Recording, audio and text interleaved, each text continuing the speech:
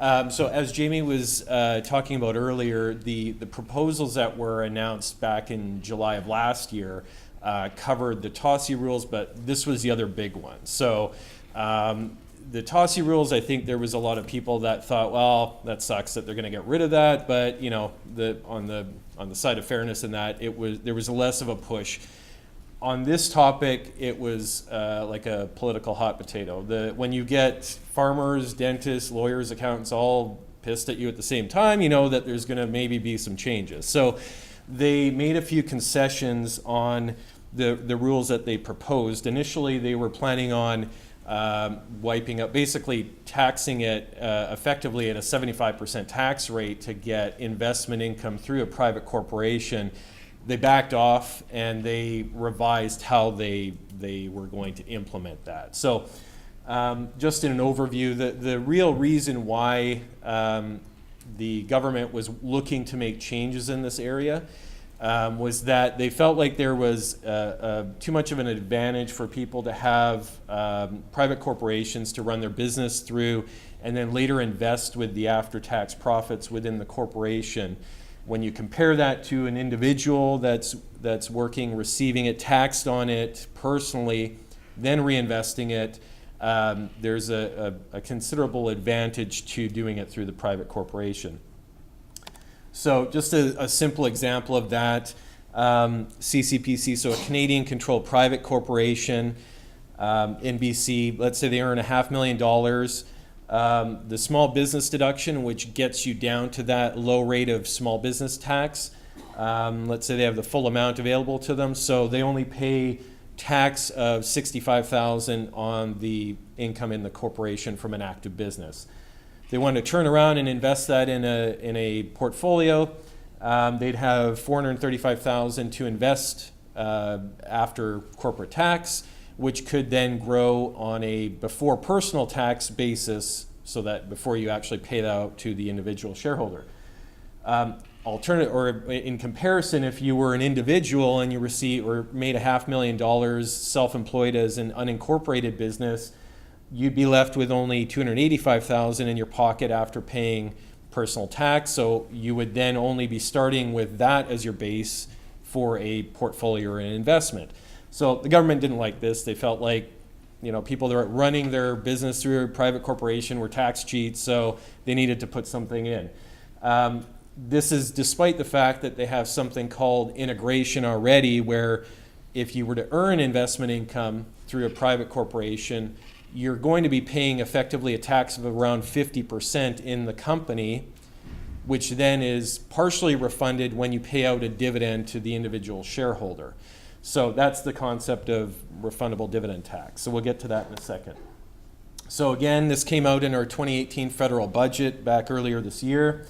The new rules apply 2 years starting after 2018. So that means likely the first tax year that you're going to see this actually apply would be one starting January 1, 2019, ending December 31, 2019, unless you had some type of unusual situation where you have a short year, something to that effect. So there was really two components to what they had changed, and one of them was to grind away at the small business deduction that was available based on the amount of investment income you have.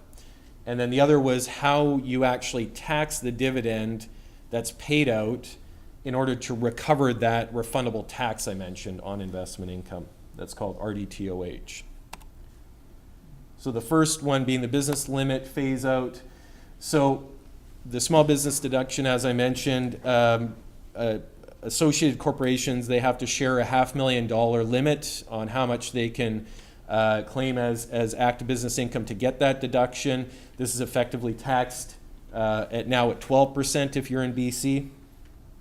The old rules about taxable capital still applied. So if you have capital that's over 10 million, effectively your share capital, equity, that sort of thing, then it basically eliminates your small business deduction. They don't believe that that would be appropriate to use for a company that size.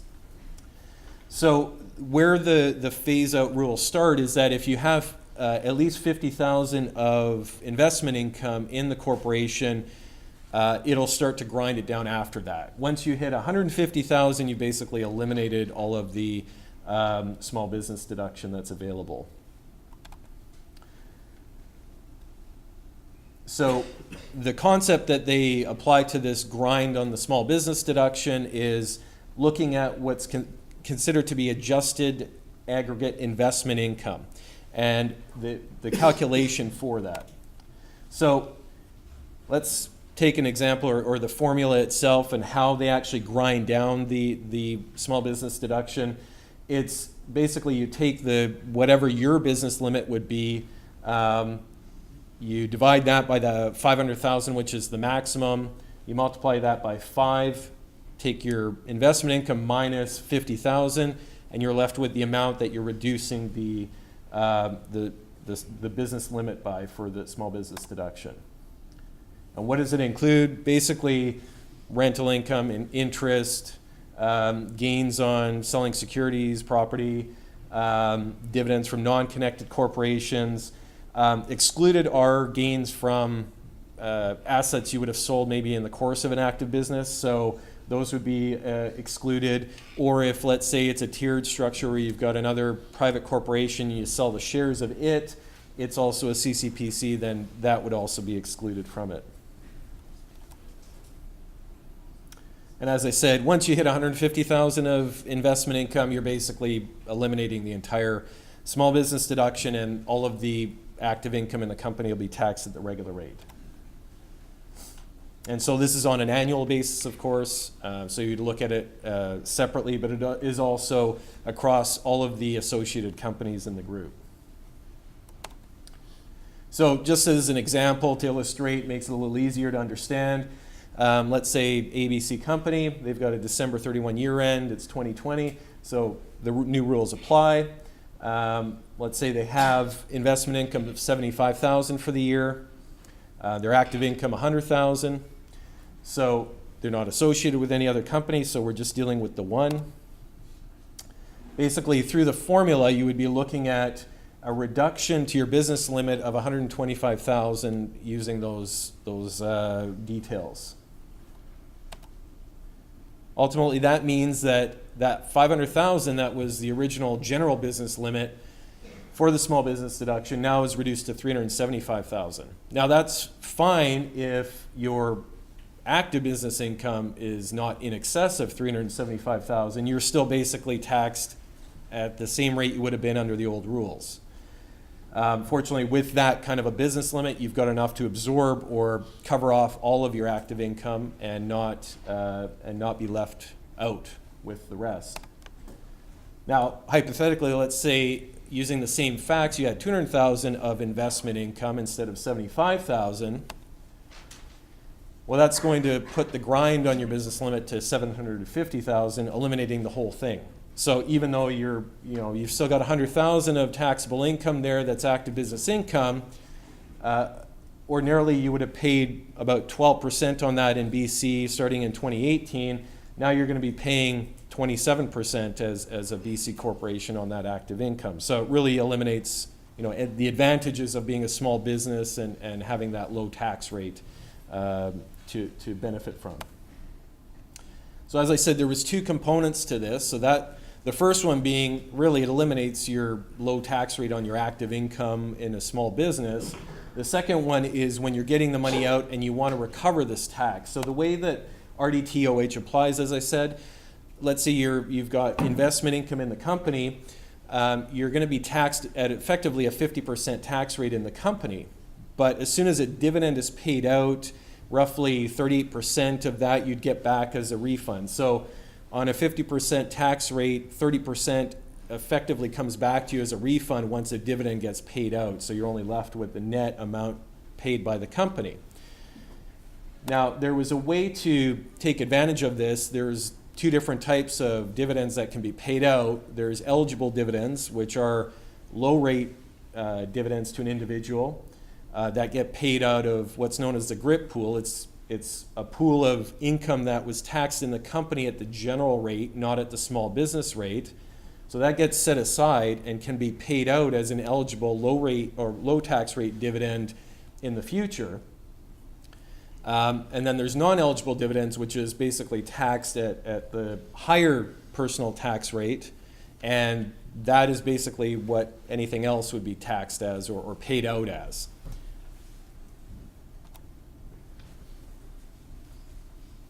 So what they've introduced in the past, what you could do is you could have a situation where you taxed investment income in the company, and at some point along the way you had a GRIP pool because maybe there was a year where you had more than $500,000 of active business income.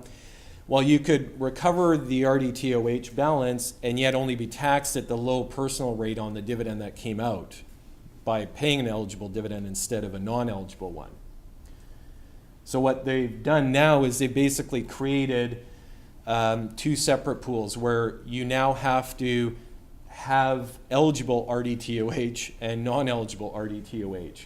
So the only way that you could pay out an eligible dividend and recover the RDTOH balance is if that came from dividends that were paid out of generally more often than not a portfolio investment that's a public company, so their dividends would be considered eligible. They get to be flowed through your company as an eligible dividend too.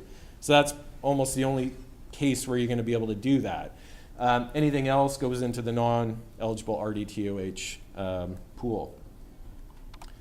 Now, there will be some changes to that in that there was some transition rules that were coming in, and that's basically to say if you had a GRIP pool before 2019, then you can still use that, deplete that as an eligible dividend, and you'd still be able to recover it. Anything after that date, you're left with the new rules, and unfortunately, that's just the way it is.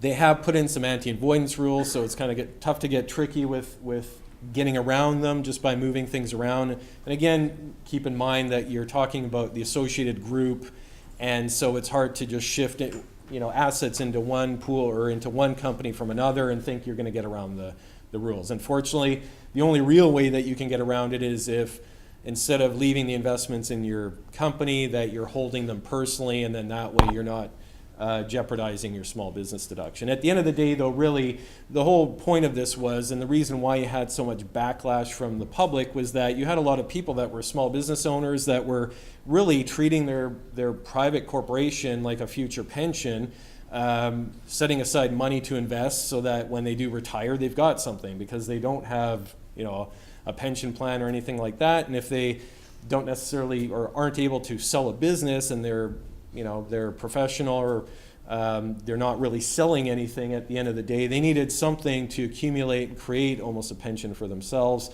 And now, the backlash was really, heard to some extent by the government. So they did tone it back a bit by giving you this, $50,000 cushion of investment income you could earn without jeopardizing your small business deduction. But it'll be interesting to see down the road how much that does come into play.